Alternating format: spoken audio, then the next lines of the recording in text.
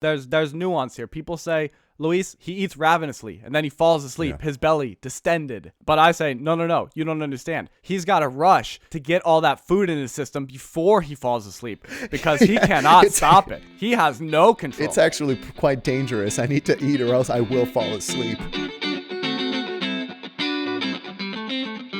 Ladies and gentlemen, welcome to Unbelievable, the show where I, snake meat enthusiast Kurt Danner, tell the man who haunts my dreams and warns of impending doom, Luis Mejia, two unbelievable stories from history, one of them true, one of them fake. And it's up to me to figure out which is which. Luis, today is our 40th episode. Did you know that? By God. We're still doing this? Yeah, that's crazy. Oh, but what is even crazier is the fast fact that I hope you have brought for me to whet our appetite. And, you know, I always say whet our appetite, but actually that's a good metaphor for this one because there's a lot of food-related things in our stories today. I was going to say, so it's a nice good amount of wetting today. Yes, a little. Whatever needs wetting. A little wetting, and then we'll get into the meat of it. So please, Luis, give us a fast fact that may be true, may be false. All right, my dear Curtis. True or false? All the music, the classical music that we hear in orchestras is played wrong. True or false? And refuses to elaborate. Yeah, I mean... Is played wrong. Okay. Or I guess wrongly. Sorry, wrongly. Let me fix my grammar there. As in they're not following what the original sheet music Whatever says? We hear from old classical compositions played now are not playing what was composed. Okay. Well, that's so weird and vague that I'm going to say I think it's true. But I'm going to guess on the basis that maybe they had some sort of instrument or tuning or something that they had that we don't have anymore. You're on such a right track, Kurt. Ooh. Because what I'm trying to get to with this fun fact is that there is a thing called temperament when it comes to music. That dictates how instruments are tuned in order to accommodate particular songs.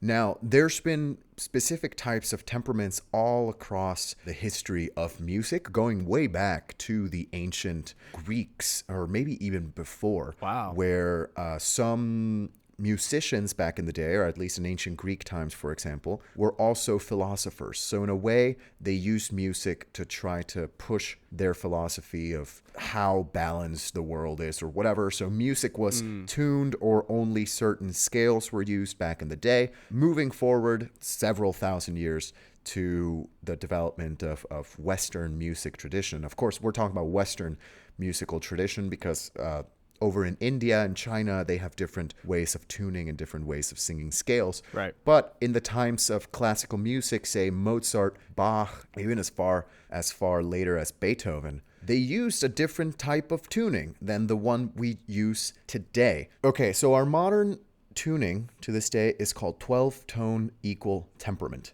Okay?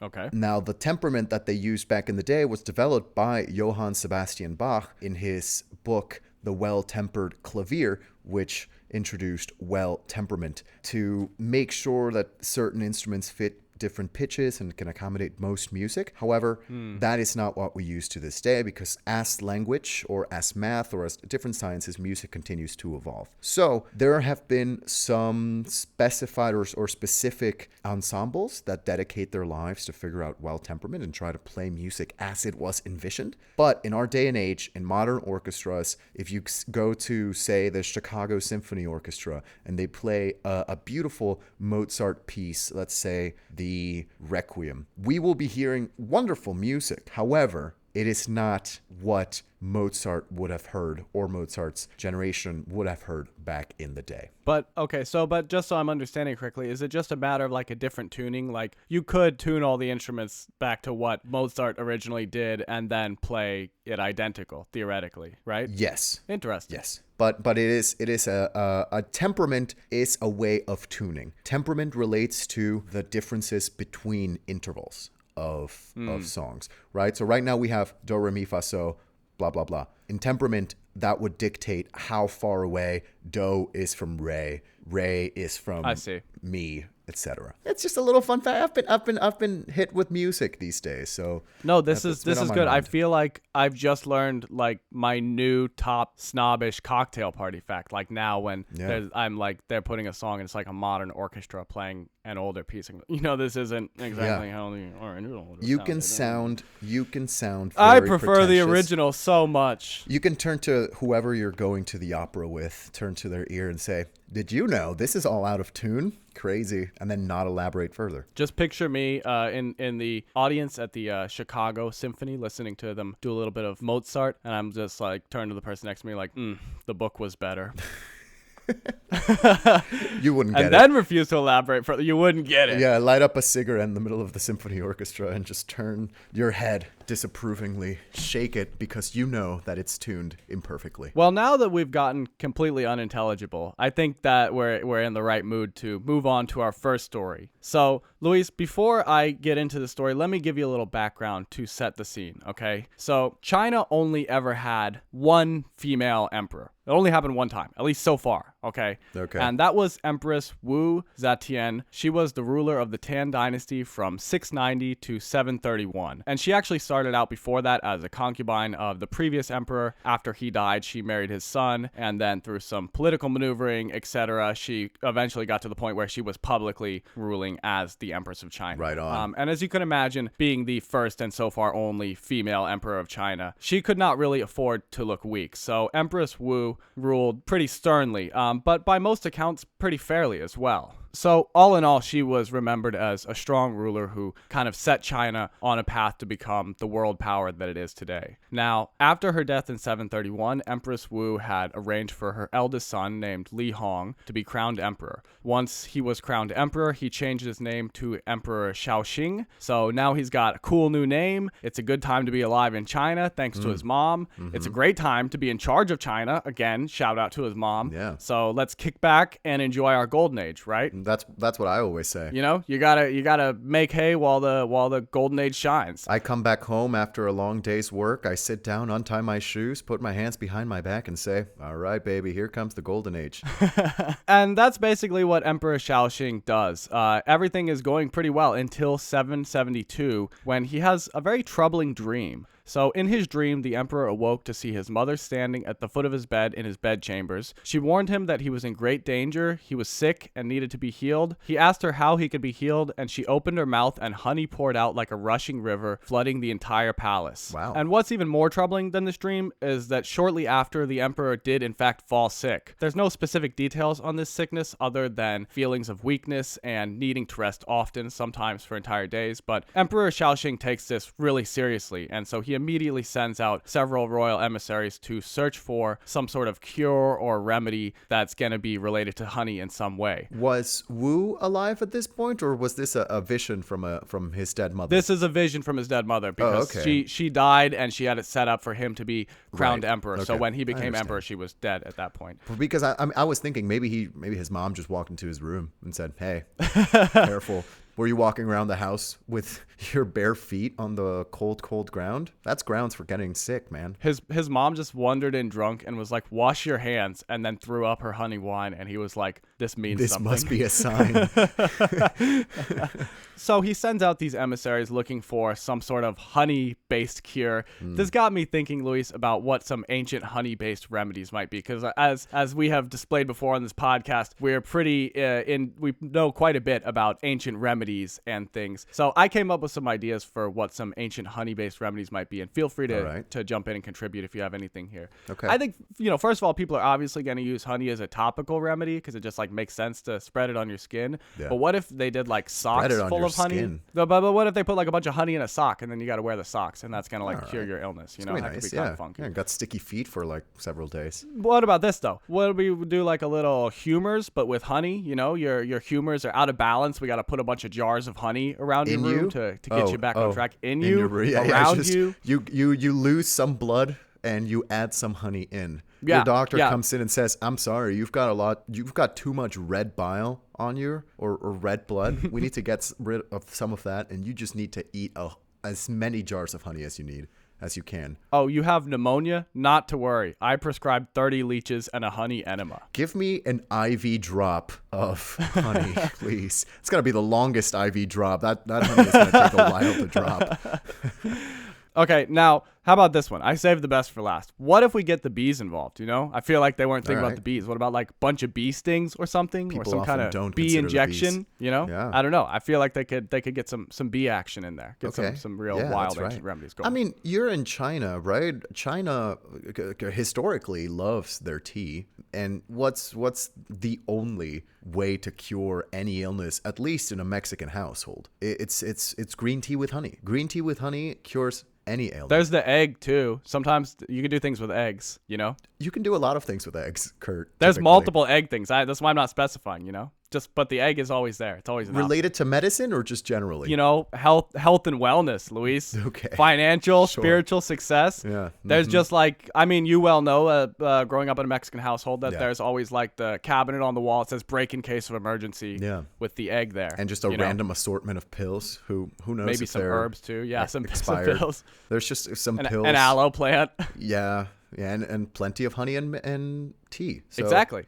saying. So there we go. That is exactly what Emperor Shaoxing would have needed. Unfortunately, it seems no one brought him that. The royal emissaries did return with various honey-based things, but none of them worked. However, one of the emissaries returned empty-handed. Oh, bad move. Yeah, bad move. But luckily for him, he had a good reason, which he explained to the emperor. So the emissary had journeyed to the Pala Empire. The Pala Empire covers most of what is modern-day Eastern India, but the part the emissary was in is actually modern-day Pakistan. And he went to a village near the Odantapuri Monastery, searching for an ancient remedy called Mellified man. So the monks of the Odantapuri Monastery practiced this ancient tradition called mellification. Some monks who reached an elderly age would volunteer to be mellified so that their spirit and energy could be recycled or given back to the community. And so volunteers would eat only honey for approximately 2 years. At this point, they would allegedly pass only honey, so they're just like pooping pure honey. Awesome. And then the honey portion size would be gradually reduced over the next 1 to 2 months until the volunteer would die. They then would be immediately sealed in a barrel of honey and kept in a temperature-controlled environment for a minimum of 50 years. And you might be wondering, Luis, about how they're temperature-controlling the environment over here in the 8th century. Well, beneath the Odantapuri Monastery, there was a network of caverns, so the barrels would be stored deep in the darkness of the passages. And they actually would choose special monks to organize these barrels and guard them. They would pick monks who had been blind from childhood and teach them to memorize the passages and the locations of the barrels hidden within. Then, finally, after this 50 years had passed, they would open the barrels and the liquid would be sold or given to those in need of a little bit of spirit or energy. Right on. It would be used, so I could make like some breakfast toast with the forbidden honey. Yeah, so they're like curing their old monk in honey for 50 years, and then they pop him open. They're like, who wants him? Come get him, you know? But it seems like after the 50 years, it was kind of more like everything in there's more or less liquefied, or a minimum of 50 years. Sometimes it could be up to 100 years. You can only call it man honey if it's from the man honey region of India. Yeah, seriously.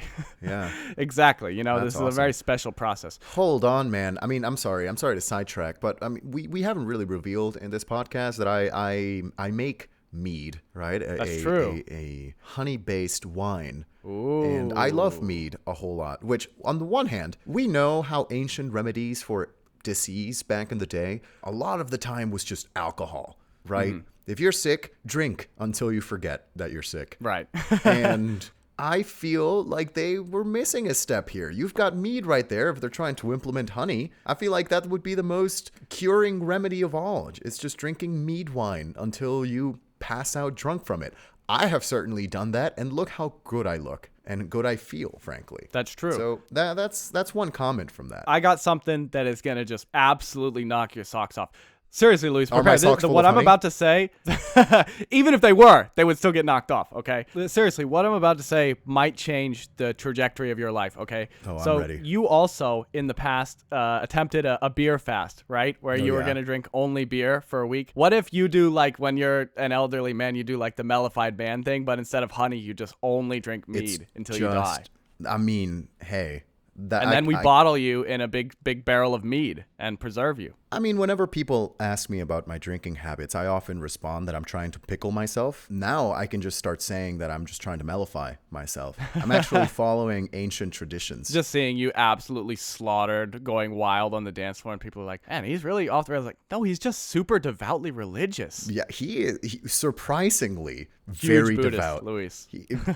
I am incredibly devoted to the cause and also hammered. Yes, absolutely. So the emissary went to the monastery asking for some of this mellified man, but the monks refused him. And some speculative reasons of why this might be is, one reason is potentially that the emissary tried to pay with silver, probably not realizing that people would have generally paid by trading food or clothing or labor. Idiot. Imbecile.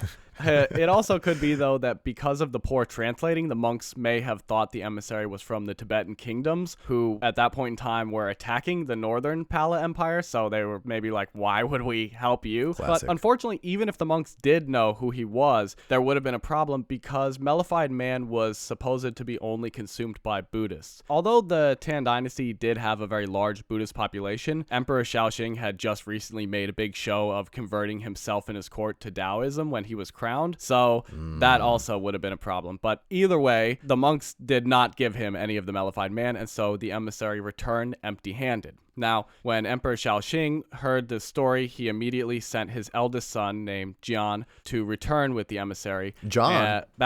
John? Little Johnny? If you want, yeah. Little Johnny if you gone want. off to India to get the mellified man? Yeah, so Johnny and the emissary are go back to the Odantapuri monastery, and Emperor Shaoxing tells them not to return without a barrel of mellified man. I don't know, what the prescription quantities of mellified man are. I feel like it's not a whole barrel, but maybe Emperor Shaoxing is just like, he wants a lifetime supply, or maybe he wants to like bathe in it, whatever. He was just that sick, Kurt. He was just that sick. He was that weak, Sometimes you just need a barrel of man honey.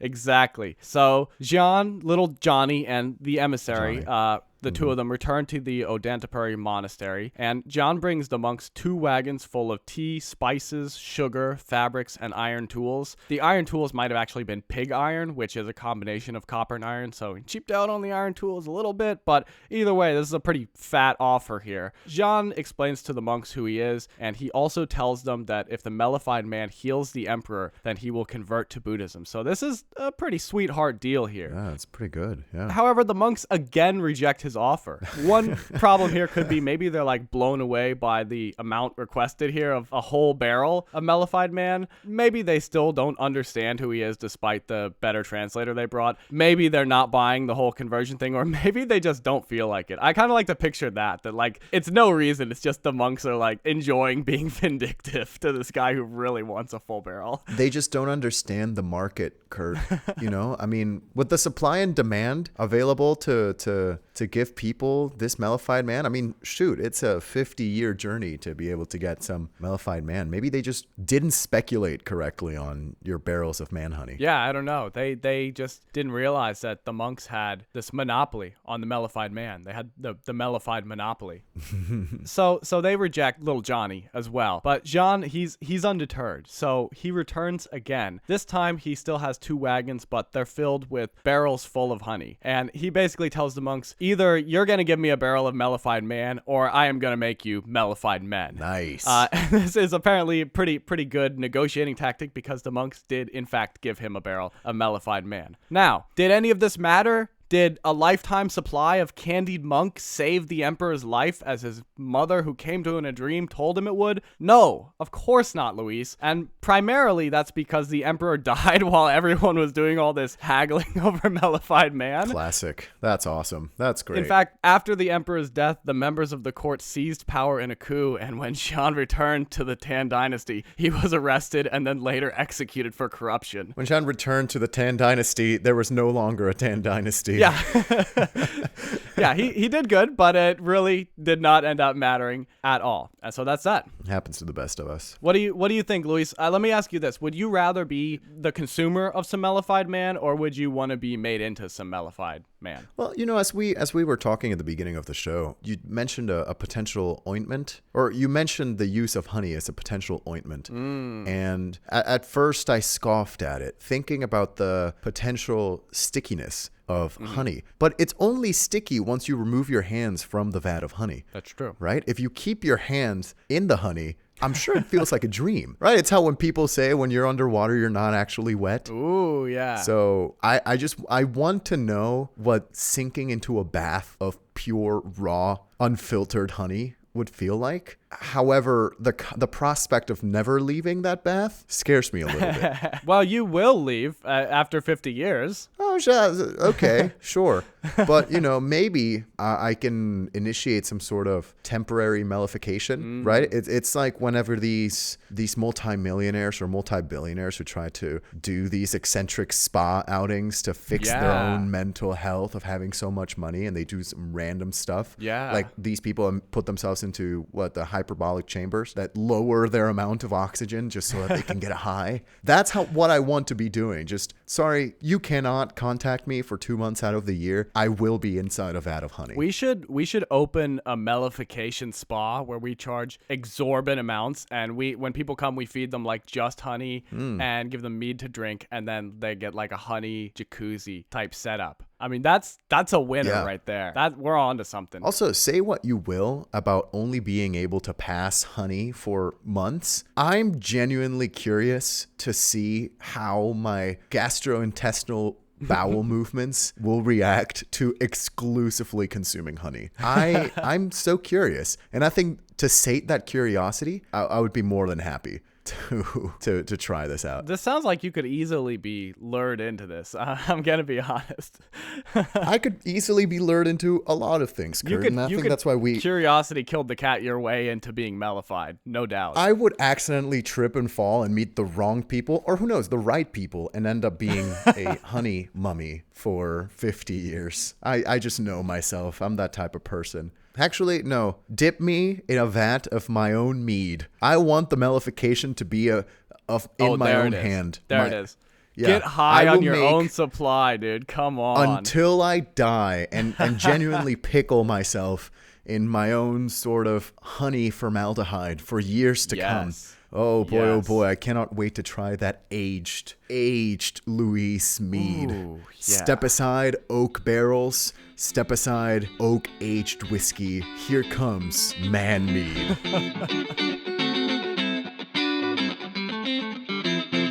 So, Luis, let me introduce you to the protagonist of our second story to start things off, okay? Okay. Our protagonist's name is Terrar.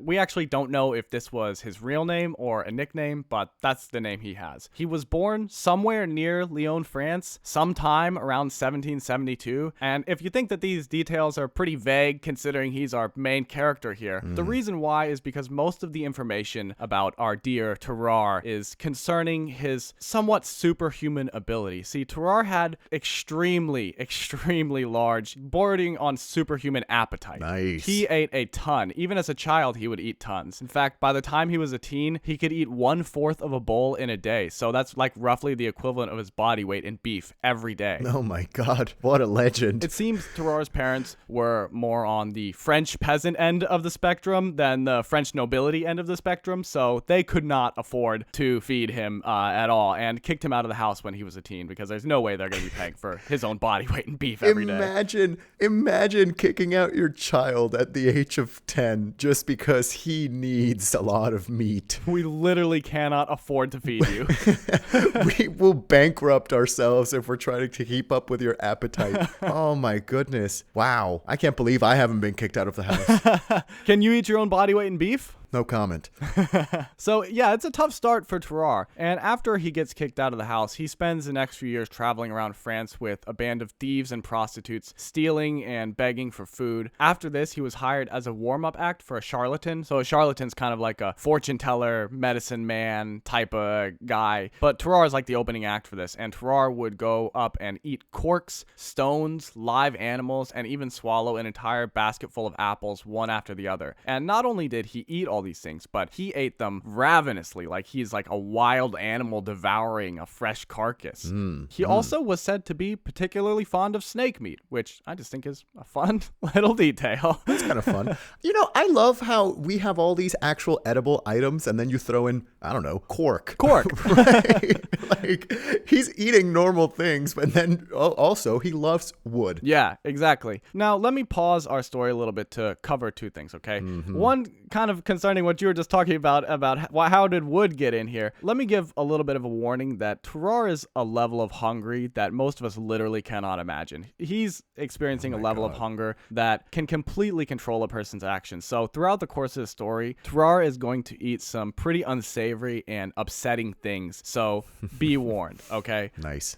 Now, the second thing is you might be wondering what a person who can eat their own body weight in beef every day looks like. This is a description of Terrar at age 17, okay? Terrar was said to be average height and slim, weighing about 100 pounds. That's about 45 kilos, so really not very big at all. Right. He was described as having unusually soft hair, an abnormally wide mouth, and teeth stained so heavily that they made his lips nearly invisible. Despite his small size, though, it seemed that Terrar could hold a lot of food. When he hadn't eaten, the skin on his stomach would hang so loosely that he could gather it up and wrap it around his whole waist. And then by contrast, when he had eaten, his abdomen would stick out, quote, like a huge balloon. There's kind of a similar thing going on also with his cheeks. They were saggy and wrinkled, but he could hold up to a dozen eggs or apples in his mouth at once. A dozen? Yeah, a dozen. The hell? Imagine holding a dozen eggs in your mouth without breaking any. So these must have been some real saggy cheeks he's got. Yeah, seriously. Terrar was also said to be extremely warm. He was always sweating, it seems, and had a terrible body odor.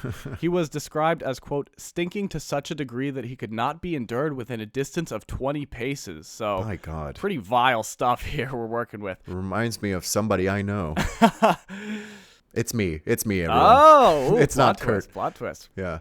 Now, allegedly, Terrar's BO was even worse after he had eaten, to the point where spectators literally said they could see a visible vapor of sweaty steam rising off of his body. Oh, hell yeah. In fact, it kind of seems like Terrar went through some sort of like werewolf transformation or something when he would eat. His eyes would become bloodshot. He starts smelling worse. He would burp extremely loud. And then afterwards, he would become super lethargic, sometimes falling asleep. While he would go in and out of consciousness, his body would make these subconscious swallowing motions. So this is quite a sight for people to see for, whatever the small price of admission back in the day was. This man's just fitting all the stereotypes of your average French person, but except that when he eats, he just goes French equivalent of Super Saiyan. Yeah, he just needs to start smoking, I think. Yeah, I mean, he's fitting, I think, both ends of the stereotypical French person. Either really skinny or kind of stout and loves food, right? like this man just hits both. Yeah, that's true. Ah, man, that's awesome. I like this man. Keep going. I feel him. You're feeling him? All right, great. Now, aside from this, pretty wild description, no one reports anything abnormal about Terrar. He was said to have chronic diarrhea, but he wasn't said to vomit chronically, and he didn't have any signs of mental illness or personality disorder. So, number one, there's kind of like a lack of what seems to be causing this massive appetite. One, how he physically can put away this much food, but also why is he this hungry? Either way, back to the story. So, in 1788, Terrar moved to Paris to work as a street performer, and as you can imagine, he was fairly successful. There was a slight mishap in one performance in which Terrar suffered a severe internal obstruction, and he had to be carried to a hospital by the crowd, but it ended up being fine. Doctors gave him laxatives, and he passed the obstruction, and afterwards, apparently, he was feeling so well that he offered to eat the surgeon's watch and chain. What? The surgeon was not impressed by this, and replied that if he did, he would cut Terrar open and retrieve his things. Terrar, that's not edible, dude. Come on. I think it's a very nice way to say thank you, though. Is it, though? Is it a nice way to say thank you, Kurt? He's it's a like, performer. Thanks for all you've done. Thank you for all you've done. Let me take away something valuable from you. He just looks at his watch. He's like, you gonna eat that? You gonna finish that? That's ridiculous. That is. I do not understand this man's concept of gratitude. Well, he hypothetically could have given it back to him. It's just gonna be like a 30-hour long performance. or it's just gonna get stuck inside him again. That's true. That's so true. He didn't learn his lesson. Not at all. Now, in 1792, the War of the First Coalition broke out. And, Luis, I don't know if you know anything about the War of the First Coalition, but it was one of those wars where everyone in Europe got involved because of a bunch of alliances and coalitions. Obviously, if you go to the Wikipedia page, there's like every other European country's flag is on there. Some of them are on both sides. Somehow it's a mess. It's the classic Napoleon's in power and we need to get rid of him. Yeah, it's the classic. The only thing we really need to know about this is that most of the fighting was centered around France and took place in France. Okay. So in 1792, when the fighting started, Terrar joined the French Revolutionary Army. Now, it would be an understatement to say that Terrar's military food rations weren't enough to feed him. He spent quite a bit of his time doing favors for other soldiers in exchange for some of their rations, or even scavenging for scraps in trash heaps. But this still was not enough, and Terrar finally was admitted to a military hospital with a case of extreme exhaustion.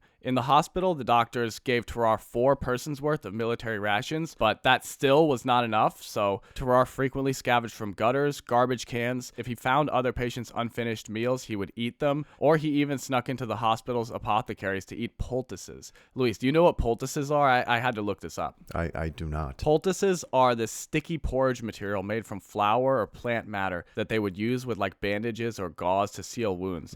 Actually, interestingly, it kind of sounds like something else we talked about on this podcast before, which is the original mumia back in the day in the ancient world that they were using to seal wounds. Which I just want to say, why are Europeans always trying to eat this stuff? What is going on?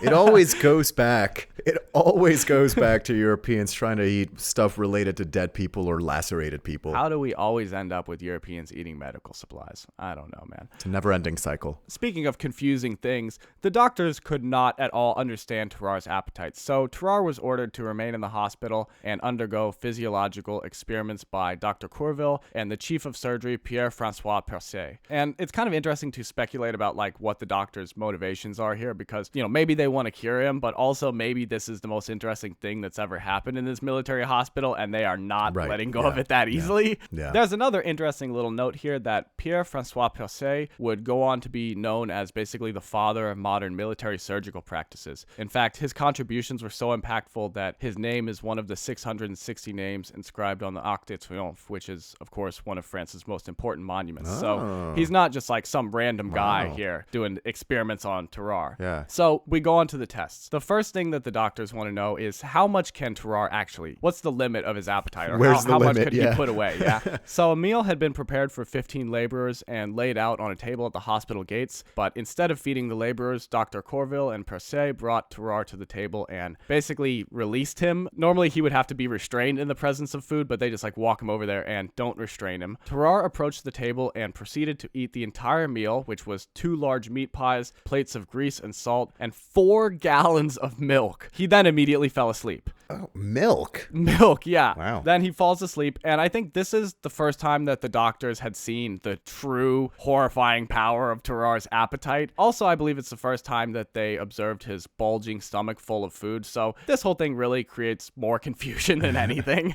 Right, yeah. There's another significant point in the tests where the doctors presented Terrar with a live cat. And dear audience members, this is absolutely going where you think it's going, so if you don't want to hear the description of this, skip ahead now, okay? Yes. Here we go. Yes. Strap in. All right, so the doctors gave Terrar a live cat. Terrar tore out the cat's abdomen with his teeth and drank its blood. He then ate the entire cat except for the bones.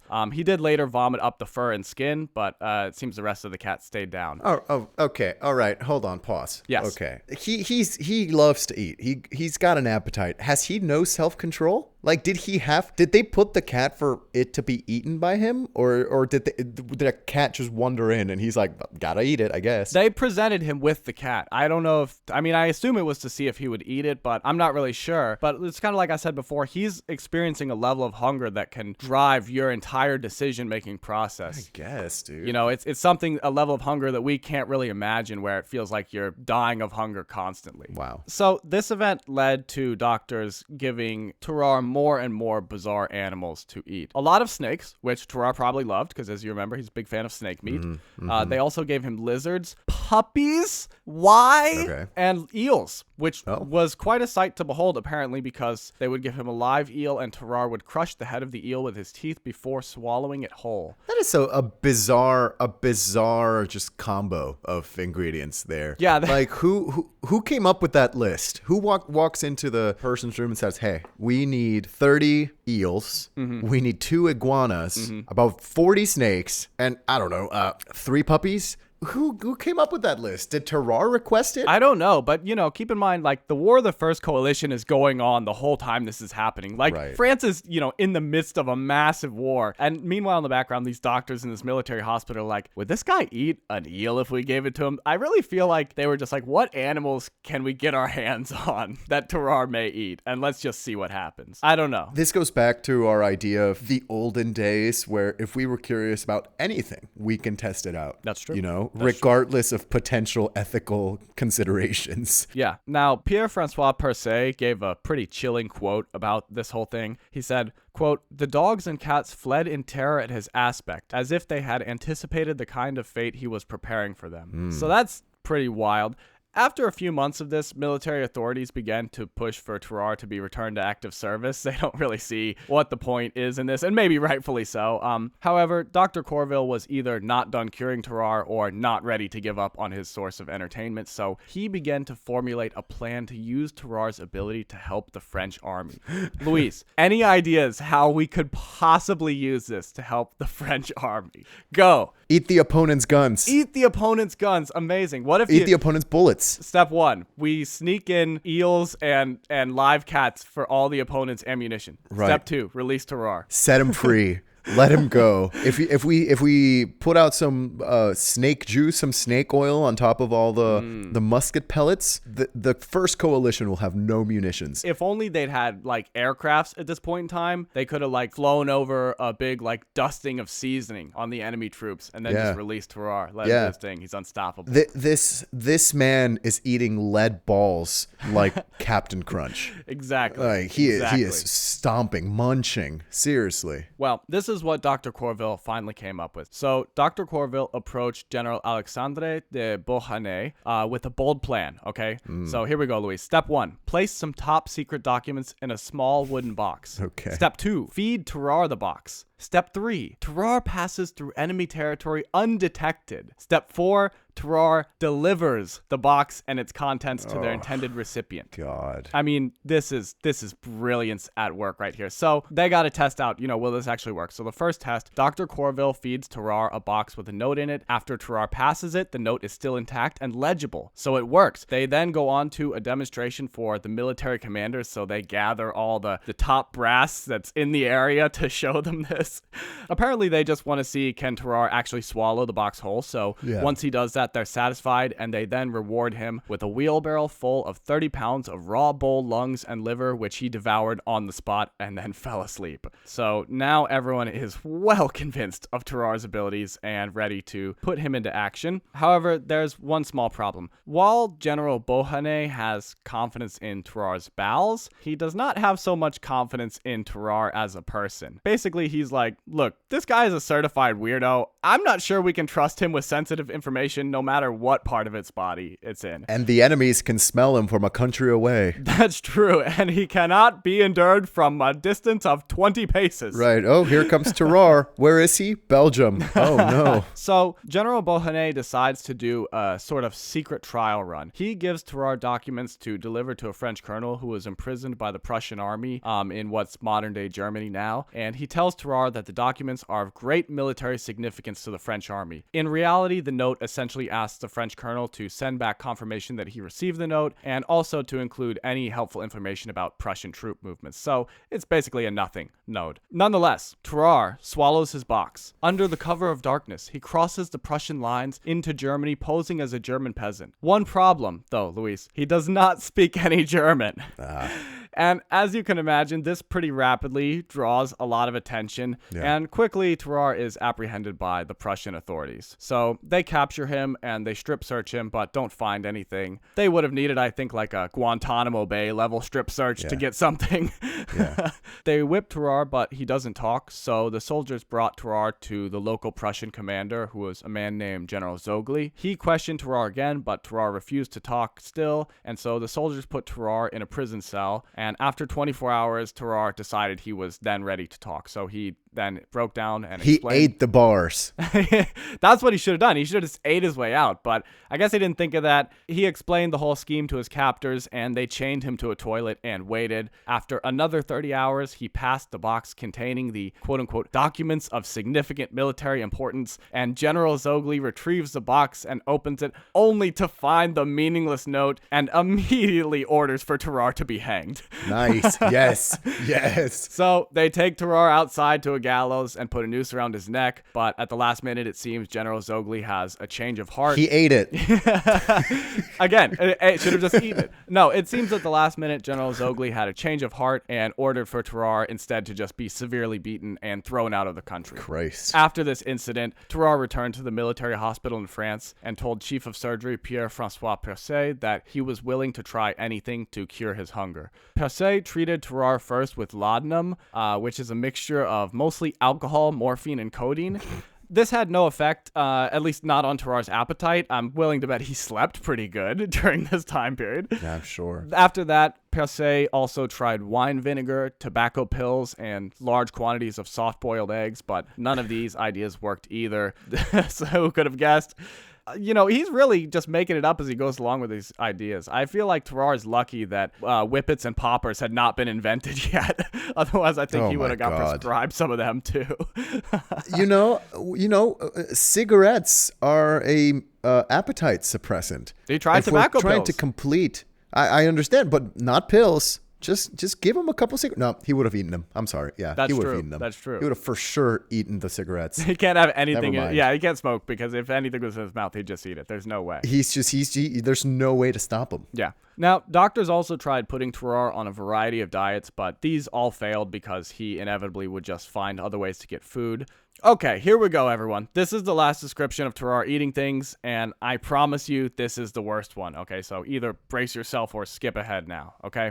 Tarrar would sneak out of the hospital to scavenge scraps of organs from local butcher shops. He also would fight with stray dogs over food scraps. My God. He would search through gutters, alleys, and garbage cans for anything that he could find to eat. He was caught several times drinking the blood of hospital patients who were undergoing bloodletting. He was also caught attempting to eat the bodies in the hospital morgue. Oh my God. Based on this, some of the doctors believe that Tarrar must be mentally ill and pushed for him to be transferred to an asylum, but Percé resisted this. And then the most chilling incident of all happened. A 14-month-old baby disappeared in the hospital. Although there was no evidence that Tarrar had any involvement, the possibility of what might have happened was too much for Percé to defend Tarrar any longer, and the hospital staff chased Tarrar out of the hospital. Now, as far as history is concerned, Tarrar essentially disappeared for the next 4 years, until 1798. Percé was contacted by a man named M. Tessier, telling him that a former patient wished to see him, and this patient, of course, was Tarrar. Percé went to see Tarrar and found him bedridden and very weak. And Tarrar told him that he had swallowed a golden fork 2 years earlier and believed the fork was lodged somewhere inside him, causing his weakness. He needed a little bit of a Mellified man, I think, perhaps.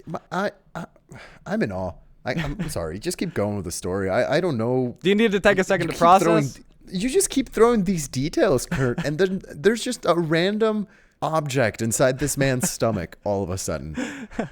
I don't know. A golden fork? Okay, well, you know what? Let me finish this little scene here, and then I'll give you a second to process. Okay. All right. So Tarrar says he swallowed this golden fork. Percé, however, quickly recognized that Tarrar, in fact, was dying of tuberculosis. All the good ones die of tuberculosis. Right. A touch of consumption, as they say. Yeah, if you will. And Tarrar was unfortunately too far gone. A month later, Tarrar was dead. Okay. Now, do you want to process anything? What's going on here? Talk to me. What's on your mind? Typically, whenever we have these fun big protagonists of history, I got really excited, and I don't know, I can't help but to put myself in their shoes in some sort of way, or to I don't know, think of what I would have done in that situation. This person, I have no way to relate to this guy. Every single detail that appears of this man's life, I am, I don't know, astounded and repulsed. I don't want anything to do with this man.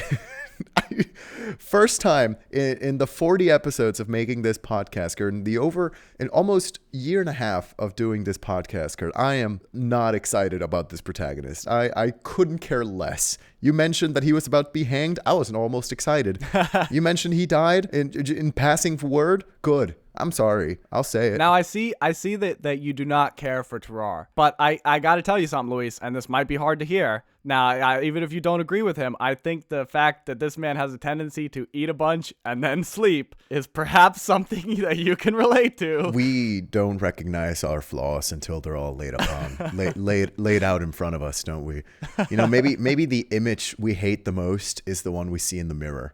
Maybe I'm starting to recognize that. That's so true. Ladies and gentlemen, when Luis Mejia is in the house, hide your poultices. I will fight this egregious slander, Kurt, because I fall asleep regardless of whether I eat. That's okay? So true. That's so true. I will find a way to fall asleep, even if I have nothing in my stomach. Sometimes I do it to avoid thinking that I have nothing in my stomach. So I am not going to put myself in the same plane as this man. That's true. You know, there's nuance here. People say, Luis, he eats ravenously and then he falls asleep, his belly distended. But I say, no, you don't understand. He's got to rush to get all that food in his system before he falls asleep because he cannot stop it. He has no control. It's actually quite dangerous. I need to eat or else I will fall asleep. Yeah. There's just set times when maybe I just don't eat and I fell asleep instead. You got to watch it. Fall asleep mid-meal. You'll swallow the golden fork, you know? That could be a bad one. Yeah, Terrar might have had a superpower. All I have is a curse. Yeah. Okay. Now, that being said, this is not where our story ends, Luis. Okay? So,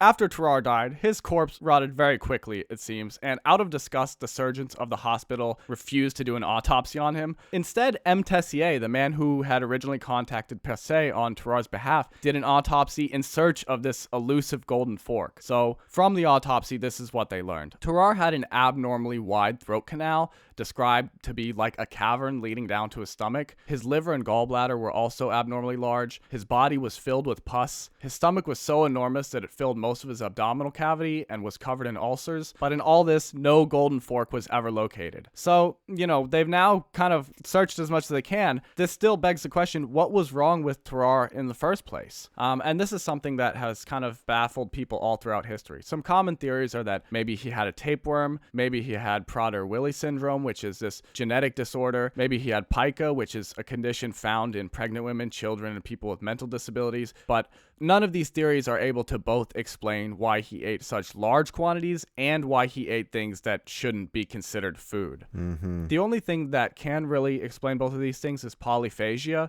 Polyphagia is when the brain sends abnormally strong hunger signals to the body, regardless of how hungry a person actually is. But interestingly, polyphagia is a symptom, not a disease, so it can only be caused by something else. And the causes usually are diabetes or medication or stress, but these couldn't have been causes for Terrar, so it's most likely that he was suffering from hyperthyroidism, which is basically when the part of the brain that controls hunger overproduces hormones, causing the metabolism to speed up, and the person feels this insatiable hunger. Polyphagia also causes excessive sweating, hair loss, and weight loss, which would seem to actually describe Terrar pretty well. It's also worth noting that Terrar may have had a combination of things. For example, he could have had hyperthyroidism and a parasite. It seems pretty likely, actually, considering how much raw meat and odd things he was eating. Right. And now, this is where I think most people would leave the story, because it seems like we've uncovered as many answers as possible with what little information we have, and we've seen all of Terrar's documented life from birth to death. But let me tell you, Luis, like Terrar, my appetite is never satisfied. And I couldn't help myself but look into the story maybe a little deeper than I should have. So, Luis, let's agree that we've comprehensively mapped out Terrar's story. But now, I want to venture into some uncharted territory. So, Luis, will you come with me one more time into the dark world of the sinister things that hunger can drive people to do?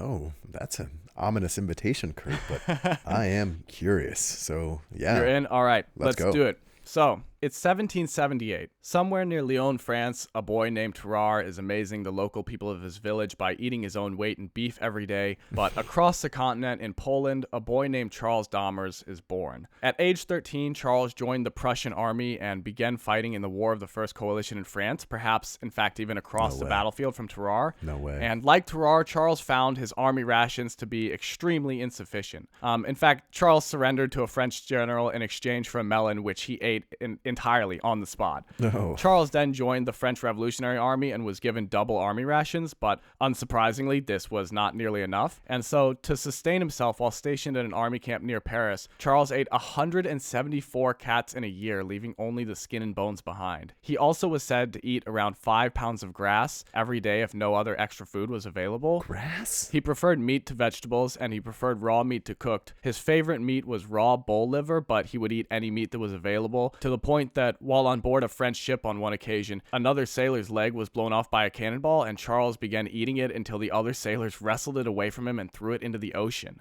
Oh my God. Yeah, so this is pretty extreme behavior. Then in 1798, while M. Tessier was searching for the non-existent gold fork in Terrar's massive stomach, Charles' boat was captured by the British Royal Navy and he was interned in a British prison camp. The British pretty quickly noticed Charles' massive appetite and continued upping his rations until he was receiving 10 times the regular daily rations. But this still was not enough. Charles was reported to have eaten the prison's cat, as well as around 20 rats that unwittingly wandered into his prison cell. Oh, God. He also ate the prison's candles, which might have been made out of animal fat, so maybe it's not quite as unhinged as it sounds, but that's still pretty crazy. If any prisoners in the infirmary refused to take their medicine, Charles would eat that too. He apparently did not suffer any noticeable side effects from this. Charles' appetite pretty quickly drew the attention of the British military, and 2 doctors, Dr. Johnston and Dr. Cochrane, decided to study Charles. This consisted of feeding Charles large quantities of food at different times throughout the day on a schedule, and Charles evidently ate all of the food, passed none of it, vomited none of it, and seemed as happy as could be afterwards. Interestingly, Charles also told the doctors that he had 8 brothers who also had the same appetite as him. Dr. Johnston gave this pretty wild quote. He said, "The eagerness with which he attacks his beef when his stomach is not gorged resembles the voracity of a hungry wolf, tearing off and swallowing it with canine greediness. When his throat is dry from continued exercise, he lubricates it by stripping the grease off candles between his teeth, which he generally finishes at 3 mouthfuls, and wrapping the wick like a ball, string and all, sends it after at a swallow. He can, when no choice is left, make shift to dine on immense quantities of raw potatoes or turnips, but from choice would never desire to taste bread or vegetables." And it seems, aside from this, no other conclusions were drawn. They don't really learn anything from the study. And after Charles is released from the prison camp, it's unknown what happens to him. So, Luis, is this the story of some sort of weird environmental hazard in 1780s Europe that caused people to feel an insatiable hunger? Or is it the story of how our lives were just different in a time before medicine and we may just be caught in scenarios where we'd have to live with odd medical conditions? Or is it just a strange coincidence of 2 strange coincidences happening right on top of each other? It's a case of 2 men having way too many things available for them to put in their mouths. That is what it is. I don't know, man. I grow weary. I grow weary of these tales. I grow weary of this life, of its people. My God, man. I don't know why I'm having such a visceral reaction to all of this, Kurt. I don't know. I just find myself on the opposite side of history in this. I'm sorry if that's the correct one. But No, I think the not eating live animals and poultices is probably the right side of history to be on.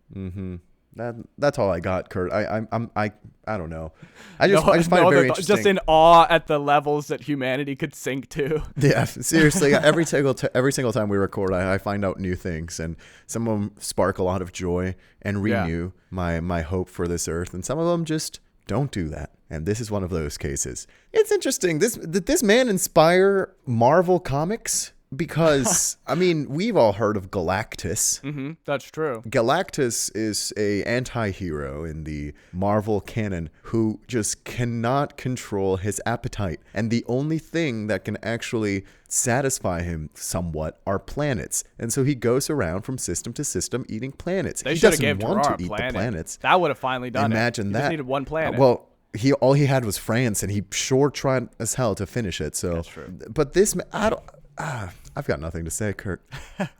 Some could say, unlike Terrar, I'm fully satisfied. You're more than satisfied. Seriously. Maybe a little sick to your stomach, in fact. I really am. I'm about to puke 3 cats in a fork. And an elusive golden fork. Yeah. I do want to say that I think both of these stories are interesting tales of the things that people will do out of desperation. You know, going to a monastery and threatening a bunch of monks so you can get a barrel full of old man honey is pretty wild. Yeah. And, you know, basically everything Terrar did is pretty wild. And both of these are moves born out of desperations. The things that people will do to try to satisfy their needs, the things that people will believe might save them or might heal them. Yeah. And I guess as wild as both of those things are to picture, there's something very human in both of those emotions. Very human. And sometimes humans do terrible things. That's where I'll leave it. That's true. I guess that's the point.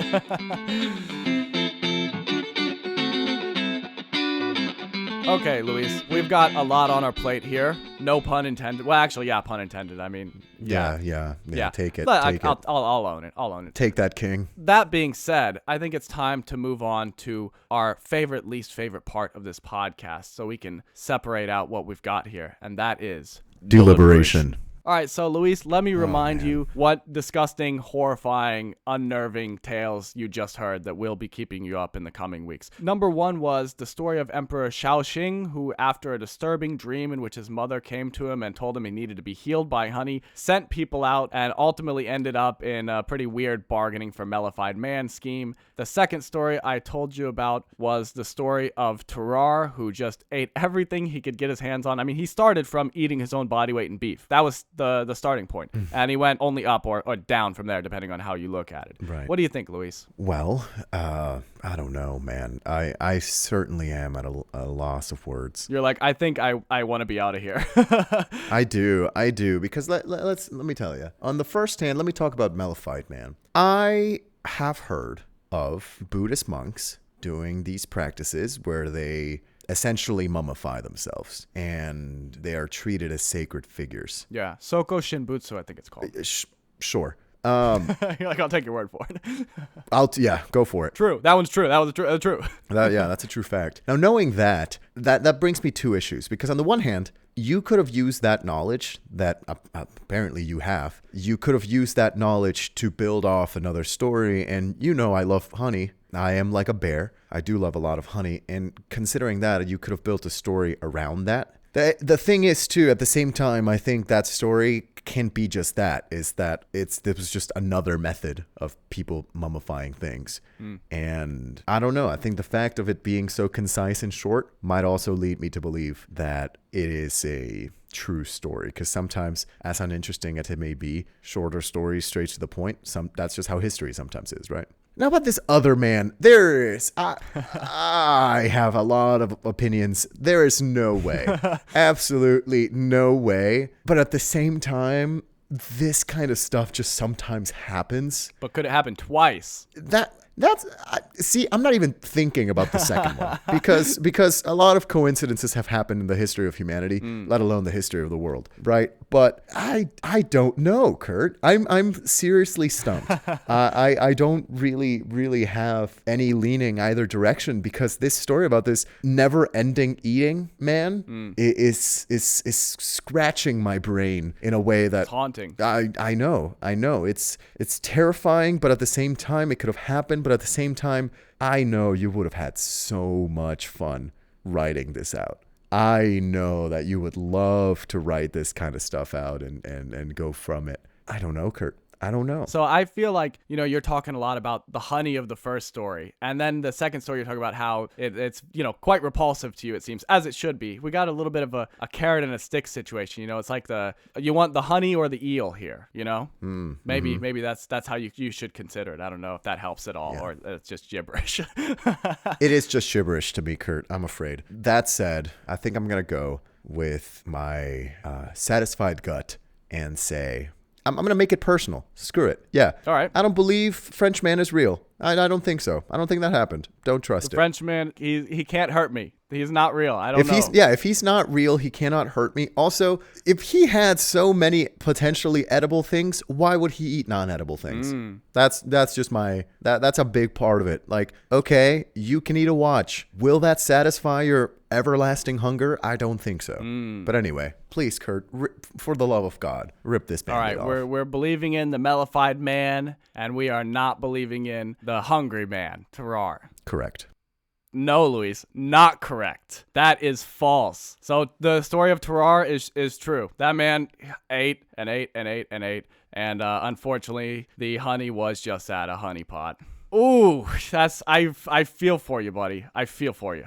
I'm going to need to. He's processing, folks. Give him a second. I'm going to need to be alone for a couple of days. With a big barrel of mead. I need some time to think. Yeah. I need some time to hide away somewhere and just think about my life, think about the choices I've made throughout, and think about everything I've heard throughout that time. I'm about to go through a big move. You're going to go into a cocoon like a caterpillar. Yeah. Next episode, I'm going to be a different person. It's time for butterfly, Luis. Oh, well, while you're taking a second over there, let me tell you what little bits of truth there are in the Mellified man story. So there's a handful of accounts of Mellified man being something that existed somewhere in ancient Asia, but there's no confirmation that this ever actually happened, and it doesn't have any correlation to Buddhism or religion. It was interestingly just something that allegedly elderly members of the community may volunteer to do. For fun. Or for fun. Or maybe they just got tricked into it because they were so curious about getting in a big barrel of honey. Would have been me. Wu Zetian was actually a concubine of the emperor who became the first and only female emperor of China. And she had a son named Li Hong. Other than that, it's all fictitious. We got it all made. Names and places taken, but other than that, the whole narrative is falsified. So it's a fun little story. But I feel like you're just now having to reconsider the implications of the Terrar story being true and what that means for the world we live in. That means so much and so little at the same time, Kurt. But we are the type of people to be too invested in these random happenings around Earth. That's wild. Okay, what are the sources that talk about this man? Who is writing about this? Like, it's just a doctor's memos that he just says, hey, that's what happened. As I said, Pierre-Francois Percé went on to be known as kind of the father of modern military surgical practices. So he wrote quite extensively about these studies he did and Terrar's time at the hospital. Other than that, I think there were some other accounts because since he was a street performer, it was something that was kind of seen as a bit of an oddity at a time. There's also all these other loose ends of like M. Tessier. I don't really know what the story on that guy is, but he's clearly someone that he's advocating for Terrar and then does the autopsy. So, like you could tell, there's not information about. They don't really know if that was his real name or where he was born, but this appetite was just something that actually people felt was worth documenting, which is pretty impressive for that time period. Right. That's all I got, Kurt. Yeah, I like I said, I really feel for you. And ladies and gentlemen listening, it's actually even worse than you think because that makes our score 9 for me and 4 for Luis, which means if I get one more point, that's it. Done deal. And this has been quite a little streak I've been on. Yeah. Yeah, I don't know. I really feel for you. I didn't mean to have like such complicated stories together, but it's all right. I just started looking into this guy and it was too wild. It was too wild. It's okay. Kurt, we all must humble ourselves sometimes, right? That's true. I think I've spent too much time hyping myself up throughout my life. And this is the place I come to burst that bubble a little bit. And you know what? At the end of the day, I am grateful for it as much as it pains me. Yeah. It's therapeutic in some way. We all work in different ways to heal. Yeah. Well, having now answered the question, could you be lured into a barrel of honey unbeknowingly? Let's go ahead and close it out here. If you want any pictures from the episode or extra content, please check out our social medias. We're on Instagram at UnbelievablePod and Twitter/X, the artist formerly known as Twitter. It's Twitter. At UnbelievablePC. It's Twitter. It's Twitter. If you know, you know. It's Twitter. Yeah. Tell your friends and family if you like the episode. Share with them this forbidden knowledge. You now have to know that this is true. Make everyone else know. Make it their burden too. All right, that's it, folks. Have a good time. Enjoy yourselves. And remember, stop eating medical supplies. I'm looking at you, Europeans. See ya. Bye.